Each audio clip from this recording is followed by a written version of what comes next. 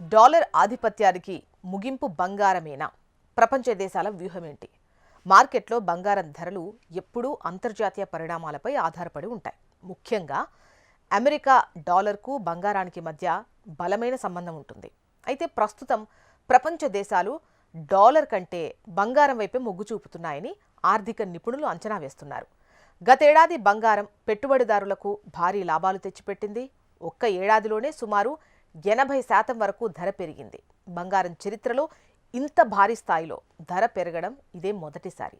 ఈ ఏడాది కూడా అదే స్థాయిలో లాభాలు వస్తాయనే ఆశతో సామాన్య ప్రజలు బంగారం కొనుగోళ్లకు ప్రాధాన్యత ఇస్తున్నారు. డొనాల్డ్ ట్రంప్ తీసుకున్న కొన్ని ఆకస్మిక నిర్ణయాలు, సుంకాల విధింపు వంటి చర్యల వల్ల అంతర్జాతీయంగా ఉద్రిక్తతలు పెరిగాయి. దీనివల్ల సురక్షితమైన పెట్టుబడిగా బంగారం వైపు అందరూ మళ్లారు.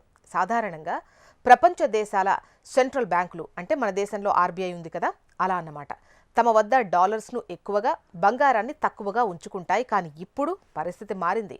ఓవైపు బంగారం ధర పెరగడం, మరోవైపు బ్యాంకులు పెద్ద ఎత్తున బంగారాన్ని కొనుగోలు చేస్తుండడంతో ఇప్పుడు డాలర్ నిల్వలు మరియు బంగారం నిల్వలు సమానమయ్యాయి. త్వరలోనే బంగారం డాలర్ను మించిపోతుందని అంచనా వేస్తున్నారు.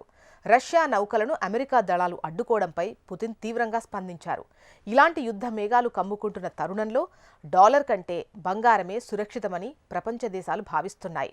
డెలాయిట్ సంస్థ చేసినటువంటి ఒక సర్వే ప్రకారం ప్రజలు ఇప్పుడు బంగారాన్ని కేవలం ఒక వస్తువుగా కాకుండా సంపదను పెంచుకునే మార్గంగా చూస్తున్నారు. ఫిక్స్డ్ డిపాజిట్ల కంటే బంగారం ఎక్కువ లాభాలు ఇస్తోందని మెజారిటీ ప్రజలు అభిప్రాయపడుతున్నారు. యుక్రెయిన్ యుద్ధం టైంలో రష్యా వద్ద ఉన్న డాలర్లను అమెరికా స్తంభింపజేసింది. దీనిపై రఘురామ్ రాజన్ వంటి ఆర్థికవేత్తలు అప్పుడే హెచ్చరించారు.